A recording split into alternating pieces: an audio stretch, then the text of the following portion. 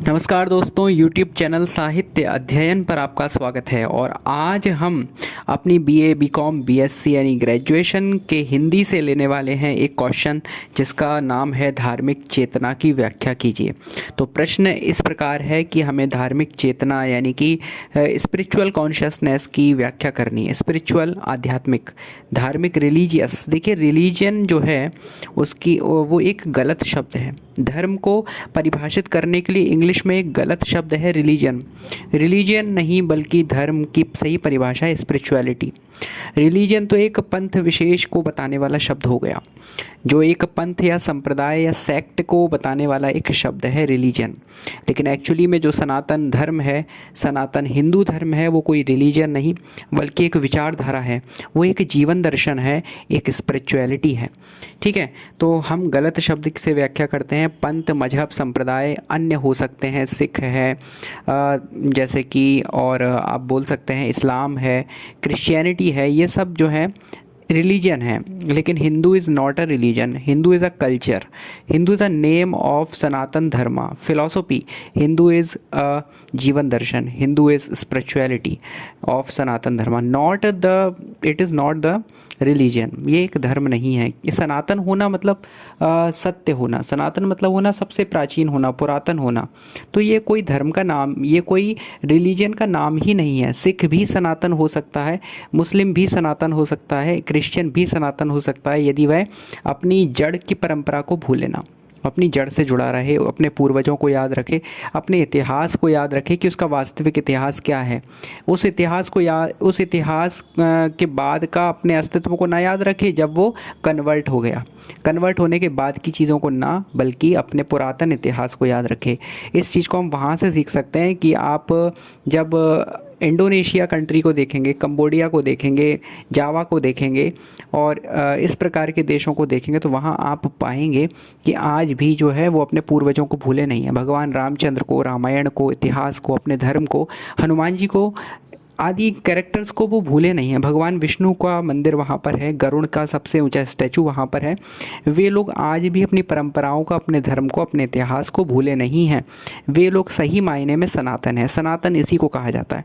इसीलिए इसको आप कोई रिलीजन नहीं बोल सकते, इसको आप धर्म बोल सकते हैं। धर्म के लिए रिलीजन शब्द का इस्तेमाल करना बिल्कुल ही गलत है। इंडोनेशिया में जब पाकिस्तान के प्रधानमंत्री, पूर्व प्रधानमंत्री जब गए थे तो वहाँ उन्होंने देखा कि वहाँ के सैनिक जो है, पहले उन्होंने अपने देश के राष्ट्र ध्वज को सलामी दी, उसके बाद हनुमान जी की मूर्ति को, हनुमान जी के विग्रह को, उनके चित्र को सलामी दी। जब पाकिस्तान के प्रधानमंत्री ने देखा कि अरे तुम तो काफिरों के देवता को नमस्कार कर रहे हो, काफिरों के देवता को अपना सैल्यूट दे रहे हो, और तुम मुस्लिम धर्म के होने के बाद भी ऐसा क्यों कर रहे हो? Indonesia is a Muslim country. तो वहाँ के सैनिकों ने जवाब दिया, वहाँ के लोगों ने जवाब दिया कि हमने अपना रिलीजन बदला है, अपने कल्चर को नहीं बदला। हमने अपना रिलीजन बदला है, अपना धर्म नहीं बदला, अपने पूर्वज नहीं बदले, अपना इतिहास नहीं बदला, अपनी मान्यताएं नहीं बदली, अपने आप को, अपनी जड़ों को नहीं बदला। देखिए, ये सीख हमें लेनी चाहिए। ठीक है, तो कई लोग अपने रिलीजन के साथ साथ अपने धर्म को भी बदला हुआ मान लेते हैं, जबकि हम सब सनातन हैं। एषः धर्म सनातनः। धार्मिक चेतना ना तो बौद्धिक क्रिया है ना नैतिक क्रिया है। आंसर है ना धार्मिक क्रिया, धार्मिक चेतना, हमारी स्पिरिचुअल कॉन्शियसनेस ना तो बौद्धिक क्रिया है ना नैतिक क्रिया है, ना सौंदर्य बोधात्मक है, ना ये सौंदर्य से रिलेटेड है, और ना ही इन सब क्रियाओं का योग है। यह तो आध्यात्मिक जीवन का एक ऐसा स्वतंत्र यानी आज़ाद रूप है जो इन सब तत्वों का समावेश करते हुए भी इन सबसे ऊपर है। यानी कि धार्मिक चेतना, स्पिरिचुअल कॉन्शियसनेस ना तो बुद्धि की क्रिया है और ना नैतिक मोरल क्रिया है, ना सौंदर्य बोधात्मक है, ना ही सौंदर्य से रिलेटेड है, किसी भी चीज़ से रिलेटेड नहीं है, कोई भी इसका पूरक नहीं है, बल्कि धार्मिक चेतना तो इन सारी क्रियाओं का योग है। ये सारी क्रियाएं धार्मिक चेतना के अंदर आ जाती हैं।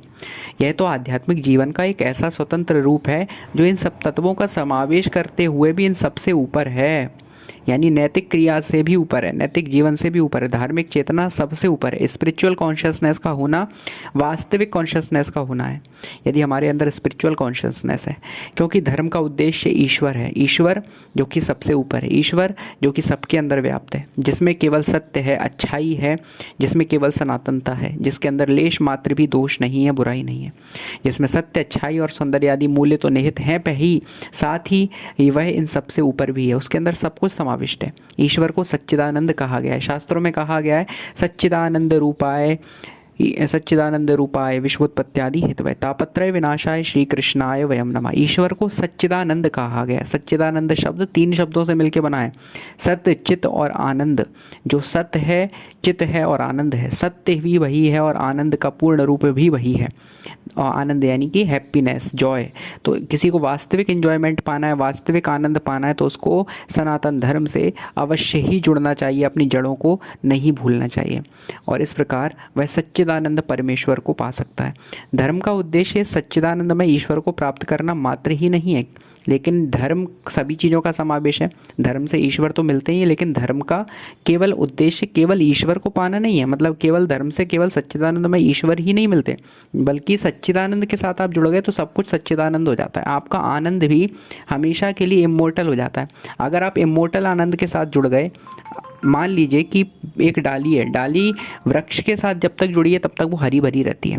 यदि वृक्ष से वो अलग हो जाए तो उसका कोई स्वतंत्र वजूद नहीं रहता, वो नहीं बचती। इसी प्रकार जब तक हम उस आनंद से जुड़े रहेंगे, सच्चिदानंद से जुड़े रहेंगे, उस सनातन धर्म से, उस परमेश्वर से जुड़े रहेंगे, तो हम सब भी सच्चिदानंद रहेंगे, हम भी इमोर्टल रहेंगे। और यदि हम उससे अलग हो गए तो हमारा अस्तित्व का पता नहीं क्या होगा मृत्यु के बाद।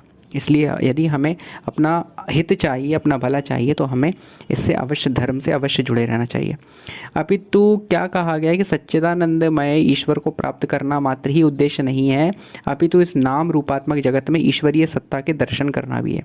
वास्तव में धार्मिक होना क्या है? इस पूरे जगत के अंदर, इस पूरी धरती के अंदर ईश्वरीय सत्ता का दर्शन करना। हम जो भी प्रकृति में व्याप्त चीज़ें देखते हैं, नेचर में व्याप्त चीज़ें देखते हैं, अपने आसपास लोगों को देखते हैं, उनके अंदर भी ईश्वर का निवास है। ईश्वर के दर्शन करना, वो सब ईश्वर नहीं है भले ही, लेकिन ईश्वर के निवास तो है ही, ईश्वर की बनाई हुई रचना तो है ही। तो ईश्वरीय सत्ता का उसमें दर्शन करना। ये देखिए आंसर में ये नहीं लिखा कि वो सब ईश्वर हैं, बल्कि ये कहा गया है कि धर्म का उद्देश्य इस संपूर्ण जगत में, इस नाम रूपात्मक जगत में ईश्वरीय सत्ता के दर्शन करना है। ठीक है, हम हर जगह ईश्वर को देख सकें, सबका कल्याण करें, सबका भला करें। जब हम हर जगह ईश्वर को देखेंगे तो निश्चित ही हम किसी का बुरा नहीं करेंगे। तो धर्म कभी भी गलत नहीं सिखाता, सनातन धर्म कभी भी किसी का अहित करना नहीं सिखाता, वो कभी किसी को पराया नहीं मानता। वो तो कहता है कि वसुधैव कुटुंबकम, पूरी वसुधा, पूरी धरती ही मेरा कुटुंब है, कोई पराया नहीं है, कोई अन्य है ही नहीं। सनातन धर्म का उद्देश्य ही यही है, सनातन धर्म का कहना ही यही है कि कोई भी पराया नहीं है, कोई भी काफिर नहीं है, ये कहता है सनातन धर्म। वह किसी मज़हब विशेष का जो है वो नहीं करता, समर्थन नहीं करता, बल्कि वह अपनी एक आइडियोलॉजी को लेकर चलता है जिसमें कोई भी पराया नहीं है। और वो कहता है सर्वे भवन्तु सुखिनः, सभी लोग सुखी हों। अलग अलग हिसाब से सब लोग अपनी अपनी मान्यताओं को मान सकते हैं। जहाँ तक कि हिंदू फिलॉसफीज़ में तो नास्तिक दर्शन को भी स्वीकार किया गया है। यदि आप ईश्वर को नहीं मानते तो ना मानिए, तब भी आप सनातन धर्म के हैं, तब भी आप हिंदू हैं। ये हमारी परंपरा कहती है, ये हमारा धर्म कहता है, ये है धार्मिक विचारधारा। ठीक है, तो इसमें किसी भी कट्टरपंथ की, कट्टरवाद की कोई जड़ ही नहीं है, कोई जगह ही नहीं है। इसमें कहीं से कहीं तक लेश ही नहीं है किसी कट्टरवाद का, यानी कि ऐसी विचारधारा का कि केवल हम ही सही हैं, सामने वाला गलत है। ये हमारे धर्म के अंदर का हिस्सा ही नहीं है। इस प्रकार की धार्मिक चेतना का विकास जब साधक भक्तों को हो जाता है तो वह समाज कल्याण करता हुआ ईश्वरीय सानिध्य को प्राप्त कर लेता है और उसका जीवन सफल हो जाता है। ये हमें हमारा सनातन धर्म, हिंदू धर्म सिखाता है, और यही है धार्मिक चेतना की व्याख्या। इसको आप अच्छे से समझें और इस आंसर को लिख कर आएँ। और इस प्रकार से ये वीडियो हम यहीं पर समाप्त करते हैं। डॉक्टर सर्वपल्ली राधाकृष्णन द्वारा लिखा हुआ ये चैप्टर है, आप इसको ज़रूर पढ़िए, इसको ज़रूर समझिए, और आने वाले वीडियो के लिए चैनल को सब्सक्राइब कीजिए। थैंक यू सो मच, बहुत बहुत धन्यवाद।